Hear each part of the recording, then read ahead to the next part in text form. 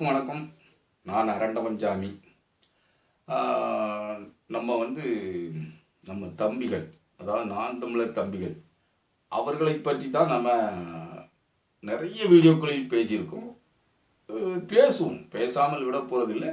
இப்போ என்ன விடயத்தை பேச போகிறோம் அப்படின்னு ஆவலோடலாம் பார்க்க மாட்டிய. ஏன்டா பேசுகிறாங்க அப்படிங்கிற வெறுப்போடு பார்ப்பீர்கள் நாம் தமிழர் தம்பிகள். அப்படிங்கிறது நமக்கு நல்லாவே தெரியுது. ஏன்னா நம்ம வீடியோவை ரீச் ஆக விடாமல் ஓரளவு தடுத்து ஆட்கொள்வதில் உங்களுடைய பங்கு பெரும்பங்கு. இது ஜனநாயகம் அல்ல, இருந்தாலும் உங்கள் ஜனநாயக கடமை நீங்கள் ஆற்றுங்கள். என்னால் முடிந்தது நான் பேசி கொண்டிருக்கிறேன். இப்போ ஒரு வார காலமாக என்னால் வீடியோ போட முடியவில்லை. அது ஏன்னு உங்களுக்கு தம்பிகளுக்காக, பொதுமக்களுக்காக என்பதை விட தம்பிகளுக்காக நான் இந்த விளக்கத்தை சொல்லணும். எனது மூத்த சகோதரர் இறந்து விட்டார். அந்த துயரத்திலிருந்து என்னால் சிறிது காலம் மீள முடியாத நிலைமை ஒரு வார காலம் ஆகிவிட்டது. அதனால தான் வீடியோ போட முடியாமல் தவிர்த்தேன். அதை தவிர்த்தேன்னா நாட்கள் முடியலை, மனசு கேட்கலை. நினைத்தாலே பலவித எண்ணங்கள் வந்து போகக்கூடிய நிலை இருந்தது. அப்போது தான் பார்த்தேன் அவருடைய இறப்பில் சிதையில் வைத்திருந்தது, அதாவது தீமூட்டி எரித்தார்கள். அப்போது தான் நானும் அங்கே தான் இருந்தேன். அப்போ பார்க்கும்போது தான் இந்த தர்மம் தலை காக்கும் அப்படிம்பாங்க. எங்கள் அண்ணாச்சி அதாவது ஒரு தர்மவாதி. அதாவது தர்மவாதினா காசு கொடுத்து அவர் தர்மவாதி இல்லை. யாருக்கும் காசு கொடுக்கக்கூடிய அளவில் நாங்கள் பெரிய வசதியானவர்கள் இல்லை. எங்களுடைய வாழ்வாதாரத்தை நாங்கள் போக்கிக் கொள்வதே கஷ்டமான நிலையில் இருப்பவர்கள் தான். நாங்கள் விவசாய குடும்பத்தை சார்ந்தவர்கள் தான். அதனால் நாங்கள் அந்த மாதிரியான தர்மவாதி இல்லை. அவர் கை நாடி பார்ப்பதில் சிறந்தவர். ஒருவருக்கு எய்ட்ஸ் இருப்பதையே தன்னுடைய கை நாடி பார்க்கும் திறனால் கண்டு சொல்லியவர். அத்தனை வலிமையானவர். ஒருவர் சாக கிடக்கிறார் என்றால் எப்போது, என்று, எவ்வளவு நேரம் மரணிப்பார் என்பது வரை துல்லியமாக சொல்லக்கூடியவர். அத்தனை பெரிய அளவில் அவர் துல்லியமாக கை நாடி பார்ப்பவர். அதே மாதிரி சிலம்பக்கலையில் வல்லுனர், நமக்கும் தெரியணும் வைங்களேன். அதே மாதிரி இந்த பண்டுவம் பார்க்குறோம்பாங்கள்ல, பார்வை பார்ப்பது அப்படிம்பாங்கள்ல, அது அந்த பாம்பு கடி வைத்தியத்துக்கு பார்வை பார்ப்பது. அதில் யாருக்கு நம்பிக்கை இருக்கிறது, நம்பிக்கை இல்லை என்பதெல்லாம் அது நம்பிக்கை சார்ந்த விஷயங்கள் தான். ஆனால் இதில் நம்பிக்கை சார்ந்த ஒரு விடயமும் இருக்கிறது. எதையும் நான் நம்ப வைப்பதற்காக நான் முயற்சிப்பவன் அல்ல. அது அவரவர் விருப்பமும் அவர்களுடைய அறிவை சார்ந்ததும் அவர்களுடைய பகுத்தறிவை சார்ந்ததும் தான். ஒரு மனநிலைப்படுத்தினால், மனதை ஒருநிலைப்படுத்தி ஒன்றையே நாம் திரும்ப திரும்ப நினைக்கும் போது, அதையே சொல்லும் போது நம்மளுடைய எண்ணங்கள் ஈடேறுகிறது என்பது போல்தான் அந்த பார்வை பார்ப்பது அப்படிங்கிற மெத்தடு அதில் அடங்குது. அதுவும் நானும் அறிந்ததுனால சொல்லுதேன், அந்த மெத்தடு தான் அடங்குது. அந்த மாதிரி பார்வை பார்த்து பாம்பு கடித்த அவர்களுக்கு குணப்படுத்தி இருக்கிறார். அதை நேரில் கண்டிருக்கிறேன். நிச்சயமாக என்ன பாம்பு கடித்து ரத்தம் வந்த நிலையோடு வந்திருக்கிறார்கள். அந்த இதெல்லாம் நம்ம கண்கூடாக பார்த்துருக்கிறேன். அப்படிப்பட்ட அளவில் அவருக்கு ஓரளவு வைத்தியம் தெரிந்தவர்னு வச்சுக்கிடுவோமே. அதே நேரத்தில் வர்மக்கலை நிபுணரும் கூட. வர்மம் யாருக்காவது பிடிச்சிருந்தாங்க, எங்கள் ஊரை சேர்ந்தவர்கள் எனக்கு தெரிய ஒருவரெல்லாம் கீழே விழுந்து செத்து விட்டார் என்று கிராமப்புறத்து வரக்கூடிய டாக்டர்கள், மருத்துவர்கள், அதாவது ஹோமியோபதி மருத்துவர்கள் போட்டுட்டு போயிட்டாங்க. ஐயா இவர் செத்து போனார், நம்மளால் வைத்தியம் பார்க்க முடியாது அப்படின்னு போட்டு போயிட்டாங்க. அந்த போட்டு போனவங்கள எங்கள் அண்ணாச்ச இரவு நேரத்தில் எழுப்ப வந்தார்கள் அந்த வீட்டினர். நான் தான் கூட்டிக்கிட்டு போயிருக்கேன். அப்படி கூட்டிக்கிட்டு போய் அப்படி வைத்தியம் பார்த்து அந்த நபர் உடனடியாக தன்னுடைய உடம்பிலிருந்து மலம் ஜலம் எல்லாம் வெளியேற, ஏதோ ஒரு நரம்பை பிடிச்சி தட்டினாருன்னு வச்சுக்கிட்டுங்களேன். மலஞ்சலம்லாம் வெளியேறிக்கிட்டு அப்படின்ட்டு மூச்சை விட்டுட்டு அண்ணாச்சி அப்படின்னாரு. ஆமாம், எங்கள் அண்ணாச்சி ஒரு மரவில் நின்றுக்கிட்டு அப்படி தான் தட்டி விட்டார். முன்ன நின்றவங்களாம் நனைஞ்சு போனாங்க அவருக்கு மலஞ்சலம் பெய்ததில். ஆனால் அவர் இன்றும் உயிரோடு இருக்கிறார், அவர் நல்ல நிலையில் இருக்கிறார். ஆனால் எங்கள் அண்ணாச்சினுடைய மரணத்துக்கு ஏனோ அவர் இறப்புக்கு இரங்கல் தெரிவிக்க கூட வரலை. அப்படிப்பட்ட நல்ல உள்ளங்கள்லாம் எங்கள் ஊரில் நிறைந்து இருக்கிறார்கள். இன்னொரு மனசி கூட உண்டு. அதெல்லாம் நம்ம சொல்லி காட்ட வேண்டியதில்லை. அவர்கள்லாம் நமக்கு நிறையா செய்திருக்கிறார்கள். நிறையன்னா வேறு மாதிரி நன்மைகள் இல்லை, கேடுகள் நிறைய செய்திருக்கிறார்கள். சொல்லி மாளாதுன்னு வைங்களேன், சொல்ல வேண்டாம் இல்லை. ஏன்னா கேடுகள் செய்தவர்கள் புண்ணியவான்களாக போகட்டும். ஆக அப்படி நிறைய பேருக்கு அவர் நிறைய வைத்தியங்கள் பல பேருக்கு ஒரு காசு யாரிடமும் வாங்கியதில்லை. நான் நீளமாக பேசுதனும் என்னுடைய சரித்திரமே பேசுதேனா என் குடும்ப இதை பேசுதேனான்னு நினைக்காதுங்க. இல்லை, பொதுவான வாழ்வியல் நிலவரங்களை எவ்வாறு எப்படி நடக்கிறது என்பதை நாம் ஓரளவு தெரிந்து கொள்ள வேண்டும் அப்படிங்கிறதுக்காகத்தான் நான் என்ன இதை பற்றி பேசுகிறேன். நிச்சயமாக அண்ணன் சீமானை பற்றி இந்த விடயத்தில் நம்ம பேசுவோம். அப்போ தர்மம் தலை காக்கும் அப்படின்னு சொல்லுவாங்கள்ல, இவர் பண்ணிய தர்மம் தான். யாரிடமும் காசு வாங்காமல் தான் எல்லாருக்குமே வைத்தியம் பார்த்துருக்காரு. வருமம் அந்த பிடிங்கிறத தட்டி விடுவார். அப்படி நிறையா இது பண்ணுவார். பார்வை வைப்பார், புண்ணுக்கு பார்வை வைப்பார், ஆறிடும், வலி நீங்கிடும், அப்படிலாம் நிறையா முழு குத்துனா பார்வை பார்க்குது அப்படின்னு நிறையா பண்ணுவார். அவருடைய தர்மம் இதுதான் வைங்களேன். வேறு எந்த பாவமும் அவர் செய்யவில்லை. ஆனால் அவர் நோய்வாய்ப்பட்டு இறந்தார் அப்படின்னு வச்சு விடுங்களேன். மருத்துவரால் கைவிடப்பட்டு நோய்வாய்ப்பட்டு இறந்தார். தர்மம் தலை காக்குது என்பதை நான் எப்போது அறிந்தேன் என்றால், தலை காத்து நின்றுது. தர்மம் தலை காத்து நின்றுது. அதையும் நம்ம சொல்லித்தான் ஆகணும். அதாவது 1 மணிக்கு தகனம் செய்தாச்சு, தீ மூட்டியாச்சு, உடலுக்கு தீ மூட்டியாச்சு. ஆனால் இரவு 9 மணிக்கெல்லாம் உடம்பினுடைய எல்லா பகுதிகளும் எரிந்து விட்டது. கால், கை, மார்பு எல்லாம் எரிஞ்சிட்டு, கழுத்து இந்த நாடி இதுவரை எல்லா பகுதியும் எரிந்து விட்டது. தலை மட்டும் எரியாமல் அப்படியே இருக்குது. விறகு இருக்குது. ஒரு 20 கிலோ அளவில் விறகு பெரிய முண்டா இருக்குது, விறகு இருக்குது. ஆனால் அந்த தலை மட்டும் அப்படி, ஆனால் கிலோடி தீ பிடிச்சிக்கிட்டு எரிதமாக இருக்கவே தவிர அந்த தலை அப்படியே இருக்குது. 9 மணிக்கு எல்லாமே எரிஞ்சு முடிஞ்சும் இந்த தலை மட்டும் அப்படியே இருக்குது. இரவு 11 மணி ஆகிறது, இந்த தலை அப்படியே இருக்குது. கீழே இருந்து எரிதமாக இருக்கே தவிர அந்த தலை அப்படியே தான் இருக்குது. விறகும் கதன்னு தீ கொடுத்துக்கிட்டு இருக்கு, அந்த தலை அப்படியே இருக்குது. உட்காந்து பார்த்துக்கிட்டே இருந்தோம். நானும் எனது தம்பியும் எனது அண்ணன் மகனும் 3 பேருமா இருந்து பார்த்துக்கிட்டே இருக்கும். அப்போ தலை எறிவதாக தெரியலை. அப்போ திரும்ப தேங்காய் நட்டுகள், காஞ்ச நட்டுகளை அடுக்கி அந்த தலையை சுற்றி திரும்ப அடுக்கி அப்படி திரும்ப அடுக்கி எரிய வச்சு, ஆக 1 மணிக்கிட்ட ஆயிடுச்சு. அதுக்கு பிறகு எரிஞ்சுக்கிட்ட நிலை முக்கால்வாசி எரிஞ்சு, அதாவது சாம்பல் ஆகலை, ஆனால் எரிஞ்சு நின்ற நிலையில் இருந்த பிறகு திரும்பவும் தேங்காய் நட்டுகளை அடுக்கி வச்சுட்டு நாங்கள் அதுக்கு பிறகு தான் வீட்டுக்கு வந்தோம். காலையிலேயே நாங்கள் விசேஷம் கழிக்கிறதுனால போய் பார்த்தோம். எல்லாமே சாம்பல் ஆகிட்டுனீங்க. அப்போ அந்த தர்மம் தலை காத்தது இப்படி தான் தலை காத்துட்டு அப்படி தான் நினைக்க வேண்டியிருக்கு. உண்மையாகவே அவர் செய்த நன்மைக்கு அவருக்கு நல்லது எதுவுமே நடக்கலை. அவர் கஷ்டப்பட்டு தான் இறந்தார்னு நினைக்கும்போது நன்மைகள் யாவும் எப்படி சேருதுன்னே தெரியல. ஏன்னா நன்மை செய்தவர்கள் கூட இரங்கல் கேட்காத இவ்வூர் உண்டு அப்படிங்கிறத இந்த இடத்துல நம்ம பதிவு பண்ணுறதுக்காக தான் நம்ம பேசிக்கிட்டு இருக்கோம். மக்களே, நம்ம சீமானனுடைய தம்பிகள் சாட்டை துரைமுருகன், மாமா பைய அப்படின்னு நம்ம சொல்லுவோம்ல, அன்போடு சொல்லக்கூடிய வார்த்தை தான். ஏன்னா அவன் தான் சொல்லுவான், மாமான்னா மானமிகு மாண்புமிகு, தப்பாக நினைச்சிடாதீங்க அப்படிமாம்ல. அதான் நம்ம மாமா பைய சாட்டை துரைமுருகன். அவர் மீது நமக்கு எந்த தனிப்பட்ட வெறுப்பு கிடையாதுங்க.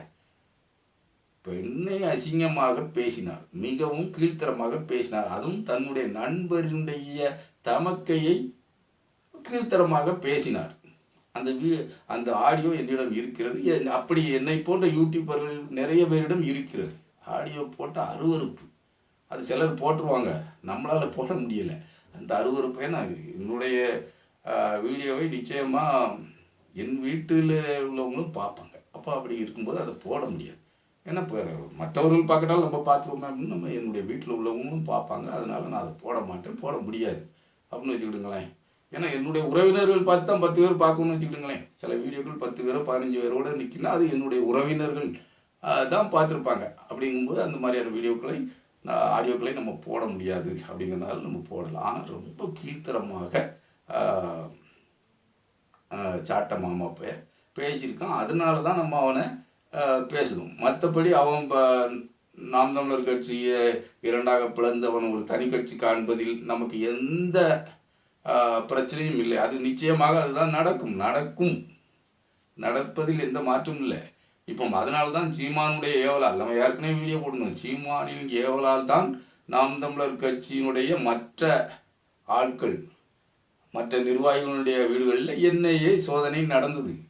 அது மக்கள் நீங்கள் எப்போ எந்த அளவில் புரிஞ்சுக்கிட்டீங்களோ இல்லையோ அதுதான் உண்மை, அதுதான் நிச்சயம். அதுதான் நடந்ததுன்னு வைங்களேன். அது மட்டும் இல்லை, விஜயனுடைய வரவு சீமானை டம்மியாக்க வேண்டும் அப்படின்ட்டு பிஜேபியினுடைய திட்டம் என்பதை விட அண்ணாமலையுடைய திட்டம், அதை அரங்கேற்றுவதற்காகவும் என்னை விட்டார்கள். ஆனால் அது சீமான் வீட்டுக்கு போக வேண்டும்.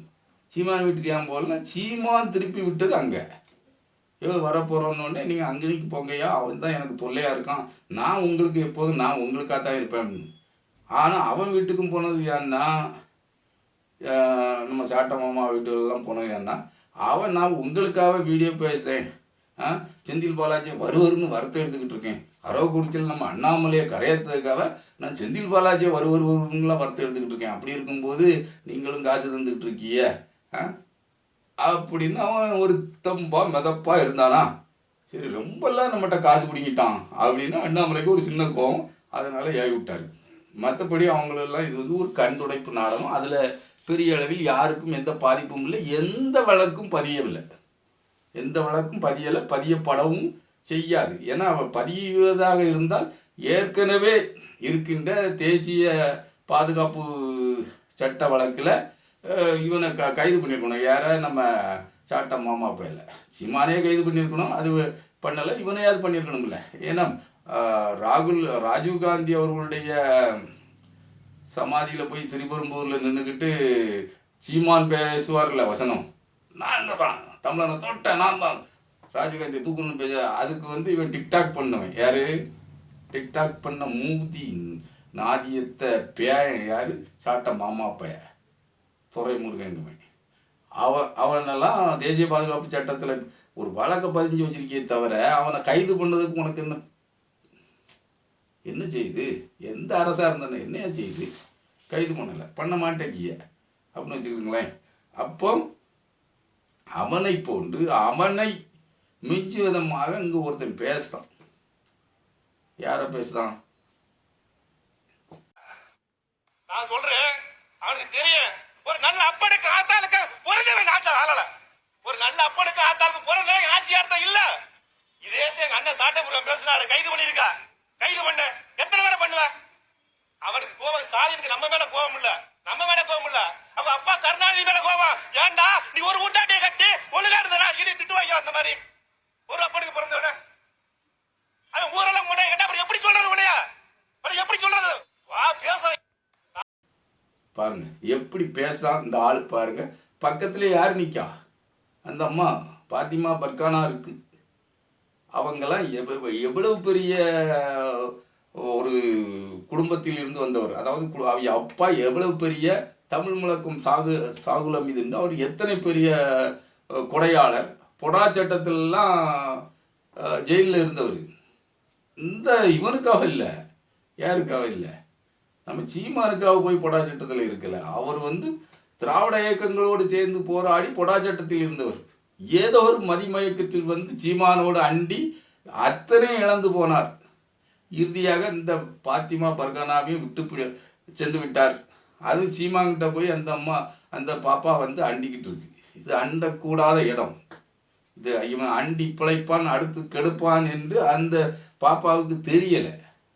அந்த பாப்பா நிற்கும் போதே, இன்னும் சில பெண்கள் நிற்கும் போதே எவனோ ஒரு தரத்தில் பேசலாம் பாருங்க. சாட்டை எங்கள் அண்ணன் பேசினா அதுக்கு என்ன வசனம் பேசினான், எந்த மாதிரி பேசினான், இவன் யாருன்னு பார்த்து உள்ளே பிடிச்சி தூக்கி இவன் நொங்க எடுக்கணும். இல்லை, அது எடுக்கலைன்னா நீங்கள் அதாவது என்ன மாதிரியான நிலைப்பாட்டில் இருக்கிறீர்கள் கேள்வி கேட்க வேண்டியிருக்குல்ல.